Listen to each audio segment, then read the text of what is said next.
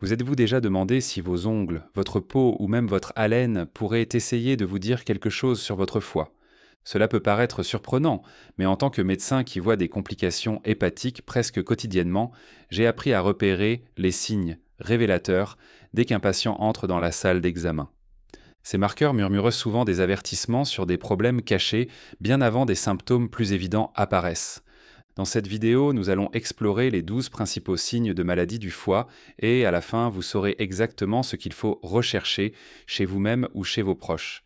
Les maladies du foie sont beaucoup plus courantes que la plupart des gens ne le pensent et une détection précoce peut changer la vie. Nous allons plonger dans des signes subtils comme des lignes étranges sur vos ongles, un tremblement curieux dans les mains et même la couleur de l'urine. Chaque signe a une histoire liée au fonctionnement du foie et pourquoi les problèmes peuvent se propager dans tout le corps. Si vous êtes prêt à devenir votre propre détective de la santé, commençons. Signe des ongles, ligne de Muerk et ongles en éponge. Tout d'abord, parlons des ongles. Ces petites plaques dures au bout de nos doigts se développent par un processus complexe et énergivore. Parce qu'ils poussent continuellement, les changements dans votre corps peuvent apparaître sur vos ongles relativement rapidement, et cela inclut tous les problèmes liés au foie. Kubel dan bekrant en ligne Muerk, ligne blanche horizontale. Regardez attentivement vos ongles. Voyez-vous des bandes blanches horizontales parallèles à la lunule, cette forme en croissant à la base? Ces lignes sont connues sous le nom de lignes Muerke.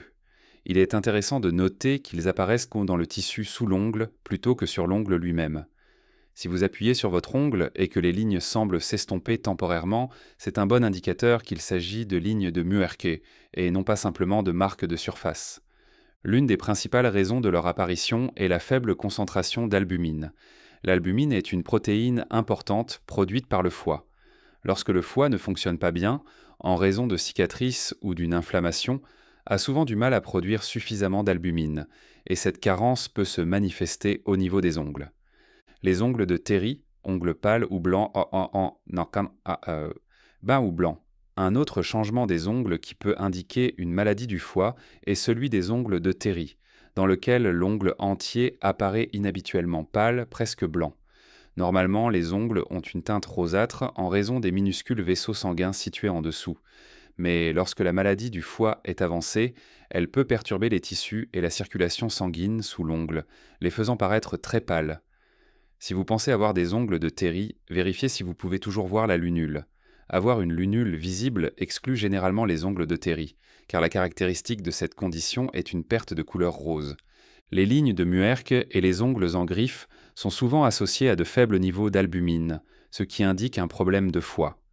Bien que les changements au niveau des ongles ne constitueront pas à eux seuls un diagnostic définitif, ils sont une pièce importante du puzzle. Doigts en massue. Voici un test rapide. Placez les ongles des mains opposées, l'un contre l'autre, pour que les doigts se touchent. Remarquez maintenant l'espace entre eux. Si vous voyez un petit espace en forme de losange, c'est normal. Mais s'il n'y a pas d'espace et que les ongles semblent arrondis ou bombés vers l'avant, il pourrait s'agir des doigts d'Hippocrate. L'hypocratisme digital est causé par l'accumulation de tissus conjonctifs entre l'ongle et l'os du doigt, ce qui fait que le bout du doigt paraît élargi ou bulbeux. Bien que certaines personnes héritent génétiquement de doigts en forme de club, lorsqu'elles apparaissent soudainement, les prestataires de soins de santé pensent à des affections qui affectent le cœur, les poumons ou le foie. Si vous remarquez ce changement sans cause claire, il vaut la peine d'en parler à un professionnel de la santé. Accumulation de liquide abdominal acide. Imaginez-vous vous réveiller un matin et découvrez que votre ventre est visiblement plus gros, presque comme si elle était enceinte. Pour certaines personnes atteintes d'une maladie hépatique avancée, cette condition est appelée ascite, une importante accumulation de liquide dans l'abdomen. Dans les cas extrêmes, l'abdomen peut s'étirer suffisamment pour contenir plus de 15 litres de liquide, ce qui provoque un inconfort intense et même des difficultés respiratoires. Pourquoi cela arrive-t-il? Cela commence par ce qu'on appelle la veine porte, qui transporte le sang riche en nutriments du tube digestif au foie. À mesure que la maladie du foie progresse, du tissu cicatriciel s'accumule, ce qui provoque un raidissement du foie. Cette cicatrisation peut empêcher la circulation sanguine normale à travers l'organe, provoquant une hypertension portale ou une pression élevée dans la veine porte. Une pression élevée force le liquide dans la cavité abdominale, provoquant une ascite. À l'hôpital, une procédure courante pour soulager l'inconfort est appelée paracenthèse, dans laquelle une aiguille est insérée dans la cavité abdominale pour drainer le liquide. Les patients décrivent souvent ce drainage comme un soulagement immédiat, le comparant à une profonde inspiration pour la première fois depuis des jours. Caput medusae, veine visible sur l'abdomen. L'hypertension portale ne pousse pas seulement du liquide dans l'abdomen, mais provoque également un détournement du sang par le corps autour de la veine porte à haute pression. Imaginez une fermeture de route majeure qui force la circulation dans les ruelles latérales. Soudain, ces petites routes sont débordées. Dans les maladies du foie, ces déviations se produisent dans les plus petites veines sous la peau qui peut être considérablement agrandie. Un exemple frappant est celui de la caput médusée, un réseau de veines congestionnées visible autour du nombril. Le nom est un clin d'œil à la Méduse de la mythologie grecque, qui avait des serpents à la place des cheveux. Ici, les veines rayonnent vers l'extérieur comme des lignes serpentines. Bien que cela puisse paraître dramatique, la caput medusae est un signe sérieux d'hypertension portale et de dysfonctionnement hépatique avancé. Varices œsophagiennes fragiles. Comme les veines proches du nombril, les veines plus petites peuvent également gonfler à l'intérieur de l'œsophage, devenant ce que les médecins appellent des varices œsophagiennes. Ces varices y sont sujettes à la rupture, provoquant des saignements sévères. Pour couronner le tout, un foie qui fonctionne mal peut également avoir des difficultés pour produire des facteurs de coagulation adéquats, laissant le corps vulnérable à des saignements graves, potentiellement mortels. Dans les situations d'urgence, les équipes médicales se précipitent pour contrôler ce saignement, utilisant souvent des endoscopes spéciaux ou des techniques de ligature.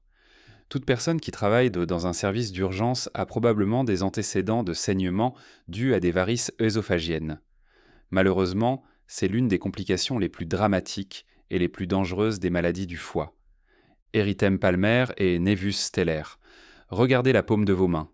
Remarquez-vous des rougeurs, surtout autour des zones charnues près du pouce ou de l'auriculaire, laissant le centre plus clair? Il pourrait s'agir d'un érythème palmaire. Elle apparaît parfois pendant la grossesse, mais est également observée dans les maladies hépatiques avancées. Le lien commun? Niveaux élevés d'œstrogènes. Un foie endommagé ne peut pas décomposer correctement les œstrogènes, ce qui entraîne leur accumulation. L'œstrogène provoque une dilatation des vaisseaux sanguins, ce qui peut entraîner deux effets cutanés notables. Érythème palmaire, rougeur de la paume des mains, particulièrement autour des éminences thénard, côté pouce, et hypothénard, côté petit doigt. Naevus araignée, petits amas de vaisseaux sanguins dilatés dans la peau qui ressemblent à des pattes d'araignée. Si vous appuyez sur le centre, les jambes rayonnantes peuvent disparaître temporairement avant qu'ils ne se remplissent à nouveau de sang. Avoir un ou deux naevus stellaires peut être normal, mais en voir 3 ou plus fait suspecter des niveaux élevés d'œstrogènes. Si vous n'êtes pas enceinte, cela pourrait indiquer un problème avec la capacité de votre foie à éliminer les hormones. Atrophie musculaire, les maladies du foie n'affectent pas seulement l'équilibre hormonal. Cela peut également drainer les nutriments et les protéines du corps, entraînant une atrophie musculaire. Chez de nombreux patients, cette perte musculaire peut ne pas être apparente au début. Les deux endroits où cela est le plus visible sont paume des mains, recherchez un aplatissement autour de la base du pouce, la zone des tempes sur le visage, amincissement ou creusement près de la racine des cheveux. Pourquoi cela arrive-t-il? Le foie joue un rôle clé dans le traitement des nutriments, la création de protéines et le stockage d'énergie. À mesure que la maladie se détériore, le corps peut commencer à décomposer les muscles pour répondre aux besoins énergétiques. Au fil du temps, cela entraîne une perte musculaire prononcée, surtout si la personne ne consomme pas suffisamment de protéines dans son alimentation ou est atteinte d'une maladie chronique. La contracture de Dupuytren. Avez-vous entendu parler de la maladie des Vikings? C'est le surnom de la contracture de Dupuytren, une affection de là que le tissu conjonctif de la paume s'épaissit et se contracte avec le temps. Les gens remarquent souvent qu'ils ne peuvent pas redresser complètement leur annulaire ou leur auriculaire. Pour voir si vous pouvez y parvenir, essayez le test de la table. Placez votre main à plat sur une table. Si la paume n'entre pas complètement en contact parce qu'un ou plusieurs doigts restent recourbés, il pourrait s'agir d'une contracture de Dupuytren. Bien qu'il existe une forte composante génétique, en particulier chez les personnes d'origine nord-européenne, cette affection survient également plus fréquemment chez les personnes atteintes d'une maladie hépatique chronique. La raison exacte reste un sujet de débat, mais peut être liée à des changements dans le métabolisme du collagène ou autres changements biochimiques causés par une défaillance du foie. Astérix 6, tremblement de terre. Maintenant, étendez vos bras avec vos poignets tendus et vos doigts tendus. La plupart des gens peuvent rester stables. Mais dans les maladies hépatiques avancées, certains développent un tremblement flottant appelé astérix. Ces mains tombent maintenant soudainement en avant, puis reviennent rapidement en extension, créant un mouvement répétitif de battement, battement, battement. Qu'est-ce qui provoque ce mouvement étrange? Niveau élevé d'ammoniac et d'autres toxines que le foie ne peut pas éliminer. Normalement, le foie filtre ces sous-produits de la dégradation des protéines. En cas de défaillance, l'ammoniac s'accumule dans la circulation sanguine et se déplace vers le cerveau, altérant leur capacité à maintenir un contrôle moteur fluide. Ce phénomène fait partie d'une affection plus large connue sous le nom d'encéphalopathie hépatique. Fetor hepaticus, haleine odorante caractéristique. Parfois, la respiration du patient lui-même offre un indice clair. Fetor hepaticus est le terme utilisé pour désigner une odeur sucrée et une haleine moisie indiquant un dysfonctionnement hépatique avancé. Cela est dû à l'accumulation de substances telles que le sulfure de diméthyle que le corps ne peut pas traiter si le foie est gravement endommagé.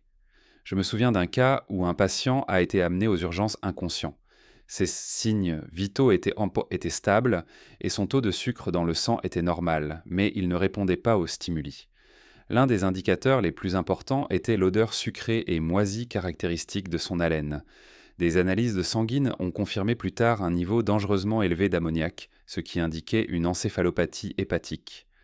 Jaunisse, jaunissement de la peau et des yeux.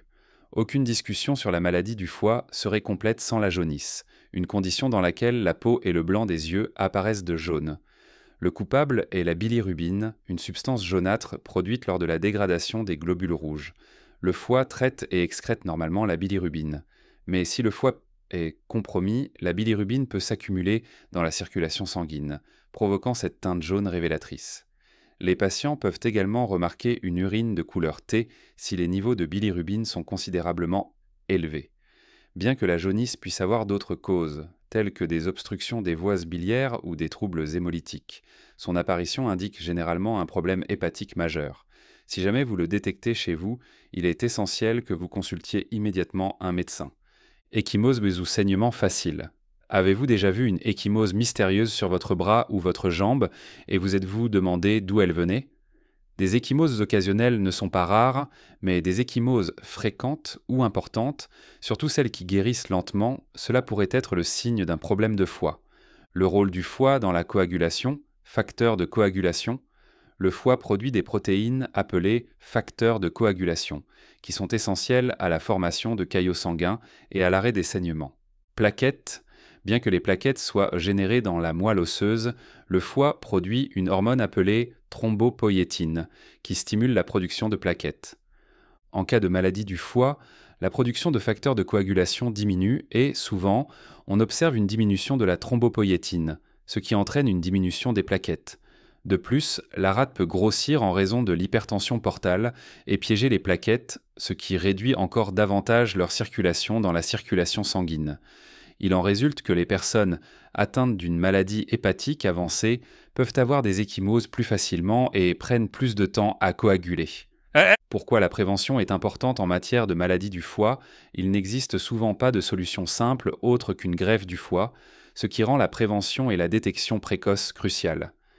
Décrivons brièvement quelques facteurs de risque clés. Consommation excessive d'alcool. La consommation excessive chronique d'alcool reste l'une des principales causes de cirrhose. Réduire la consommation d'alcool ou l'éliminer complètement est l'une des stratégies les plus simples et les plus efficaces pour la santé du foie. 2 syndromes métaboliques, obésité, diabète de type 2, taux de cholestérol élevé. Ces dernières années, la stéatose hépatique non alcoolique, NAFLD, est devenue extrêmement courante.